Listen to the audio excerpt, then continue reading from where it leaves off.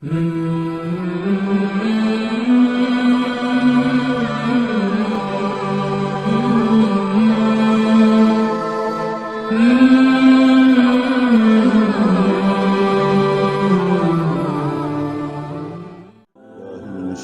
الرجیم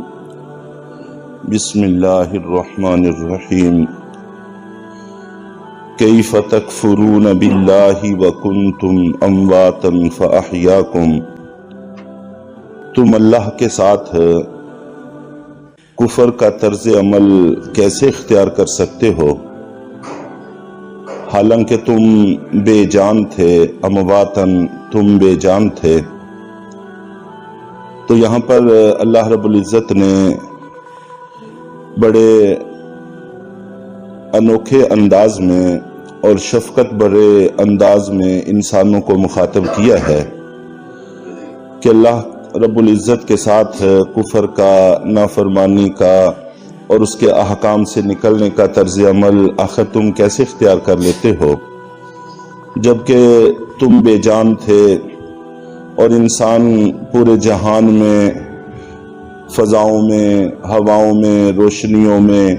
غذاؤں میں بکھرا پڑا تھا۔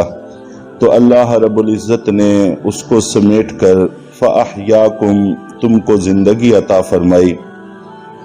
اور زندگی بھی صرف ایسے ہی نہیں ہے کہ انسان پیدا ہوا اور بس بے یار و مددگار، بلکہ اللہ رب العزت نے والدین کے دلوں میں اس کی چاہت، اس کی تمنا پیدا کی، اس کی محبت پیدا کی، اور پھر کس محبت کے ساتھ، کس شفقت کے ساتھ انہوں نے اس کو پالا۔ اور اگر خدا نہ خواستہ والدہ نہ رہے تو اس کی نانی، اس کی دادی، اس کی خالائیں، اس کی پھوپھیاں، اس کا خاندان، ان کے دلوں کے اندر چاہت پیدا کی، ان کی ذمہ داریاں لگائیں، وہ اس کو پالتے ہیں۔ اور اگر خدا نہ خواستہ والد نہ رہے تو دوسرے عزیز و اقارب، اور پھر ایسے بچے کو یتیم کہا جاتا ہے، اور قرآن پاک میں جگہ جگہ یتیم کے بارے میں کتنی سخت ہدایات ہیں۔ اور اللہ کے نبی صلی اللہ علیہ وسلم نے ارشاد فرمایا کہ گھروں میں سے بہترین گھر وہ ہے جس میں ایک یتیم کے ساتھ حسن سلوک ہوتا ہے، اور گھروں میں بدترین گھر وہ ہے جس میں ایک یتیم کے ساتھ اچھا سلوک نہیں برتا جاتا۔ تو اس طرح کی ہدایات کی روشنی میں اور دلوں کے اندر چاہت پیدا کر کے اللہ نے تم کو عطا پیدا کیا، گھر دیا، خاندان دیا، قبیلہ دیا، پورا جہان دیا۔ چنانچہ ہم سے تو کچھ پہلو بلکہ بے شمار پہلو چھپ سکتے ہیں، اللہ رب العزت سے تو کوئی بھی پہلو چھپا ہوا نہیں ہے کہ انسان کو پیدا کرنے میں اس کی قدرت کے کیا کیا کرشمے ظاہر ہوئے۔ تو ان سب کو ملحوظ خاطر رکھتے ہوئے اللہ نے فرمایا کہ تم اللہ کے ساتھ کفر کا طرز عمل کیسے اختیار کر سکتے ہو حالانکہ تم بے جان تھے، پھر اس نے تم کو زندگی عطا فرمائی۔ ثم یمیتکم، پھر وہ تم کو موت دے گا، ثم یحییکم، پھر وہ تم کو دوبارہ زندہ کرے گا،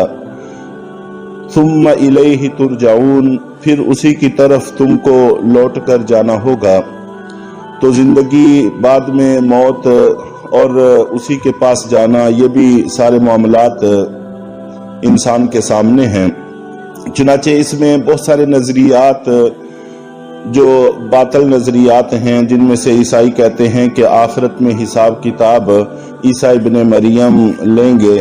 تو اس کی تردید کی کہ نہیں، اللہ کے پاس پلٹ کر جانا ہے۔ اور ہندو وغیرہ وہ کہتے ہیں کہ زندگی دینے والا اور ہے، موت دینے والا اور ہے، اور اسی طرح باقی ضرورتیں پوری کرنے والا اور ہے۔ اللہ تعالیٰ نے یہاں پر بتایا کہ نہیں، یہ سب کچھ کرنے والی صرف اللہ کی ذات ہے۔ هو الذی خلق لکم ما فی الارض جمیعا،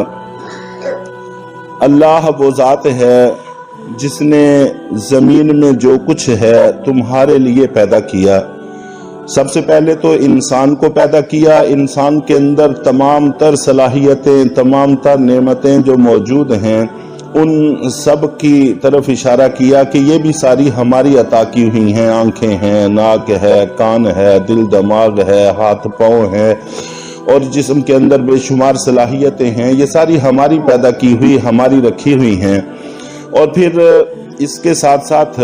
تمہارے زندہ رہنے کے لیے جتنی نعمتیں ضروری ہیں وہ بھی ساری ہم نے پیدا کی ہیں، اور زیادہ تعلق انسان کا چونکہ زمین کے ساتھ ہے، اس لیے اللہ تعالیٰ نے زمین سے متعلق نعمتوں کا پہلے ذکر کیا کہ زمین میں جتنی نعمتیں جو کچھ موجود ہے یہ بھی ہم نے سب کچھ تمہارے لیے پیدا کیا، اور اللہ کے نائب اور خلیفۃ اللہ ہونے کا تقاضا بھی یہی تھا کہ زمین میں ہر چیز یہ انسان کی خاطر ہوتی، اور انسان صرف تنہا اکیلا یہ اللہ کے لیے ہوتا۔ چنانچہ دوسری جگہوں پر اس کا تذکرہ بھی موجود ہے۔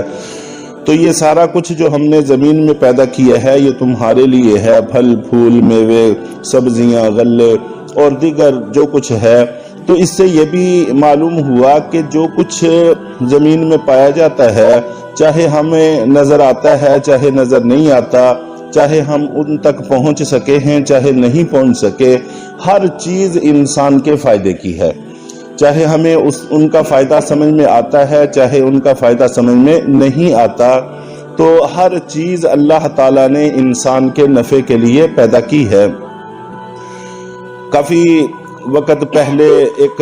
بات سنی ہوئی ابھی اچانک ذہن میں آ گئی،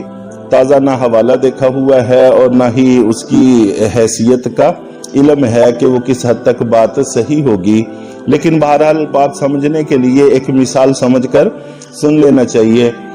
کہ ایک دفعہ حضرت موسیٰ علیہ السلام تشریف فرما تھے، تو اوپر چھپکلی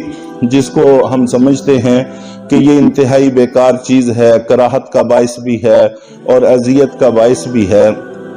تو وہ تھی۔ تو حضرت موسیٰ علیہ السلام نے پوچھا کہ اے اللہ، آپ نے اس کو کس مقصد کے لیے پیدا کیا ہے؟ آخر اس کی کیا ضرورت تھی؟ تو حضرت اللہ تعالیٰ کی طرف سے وحی نازل ہوئی کہ اے موسیٰ، آپ نے تو آج یہ پوچھا ہے کہ اس کو کس مقصد کے لیے پیدا کیا ہے، اور یہ مجھ سے روزانہ کئی بار پوچھتی ہے کہ موسیٰ کو پیدا کرنے کا کیا مقصد تھا، تو ان کو کس لیے پیدا کیا، ان کا کیا کام ہے، ان کی کیا ذمہ داری ہے۔ تو مقصد یہ ہے کہ ہر چیز کو اللہ نے فائدے کے لیے پیدا کیا ہے، چاہے وہ فائدہ ہمیں سمجھ میں آتا ہے چاہے سمجھ میں نہیں آتا۔ اس آیت سے یہ بالکل واضح معلوم ہوتا ہے کہ ما فی الارض جمیعا، جو کچھ بھی زمین میں خلق اللہ نے پیدا کیا ہے یہ سب لکم تمہارے لیے ہے۔ ثم استوى الى السماء فسواهن 7 سماوات، پھر اللہ رب العزت آسمانوں کی طرف متوجہ ہوئے، پھر ان کو 7 آسمان ٹھیک ٹھیک بنا دیا، تو ان کو 7 آسمانوں میں ڈھال دیا۔ چنانچہ آسمانوں سے بارشیں اترتی ہیں تو انہی سے زمین کی حیات اور زمین کی آباد کاری ہے۔ اگر بارشوں کا نظام نہ ہو تو ظاہر ہے کہ زمین ویران اور بنجر ہو جائے اور اس سے ہم کوئی بھی فائدہ نہ اٹھا سکیں۔ تو غرض جتنی بھی نعمتیں ہیں، چاہے زمین سے متعلق ہوں چاہے آسمان سے متعلق ہوں، یہ ساری ہم نے تمہارے لیے پیدا کی ہیں۔ وَهُوَ بِكُلِّ شَيْءٍ عَلِيمٌ، اور اللہ رب العزت ہر چیز کو جاننے والا ہے۔ تو جس مالک نے تمہیں زندگی دی اور تمہارے جسم میں بے شمار صلاحیتیں رکھیں، زمین میں تمام تر چیزیں تمہارے لیے رکھیں، آسمان سے تمہاری خاطر بارشیں اتاری، سورج چاند ستاروں کا نظام قائم کیا، اس مالک کا تم انکار کرتے ہو، یہ کیسے کر لیتے ہو؟ تمہارے ہی جگرے کی بات ہے۔ تو اس لیے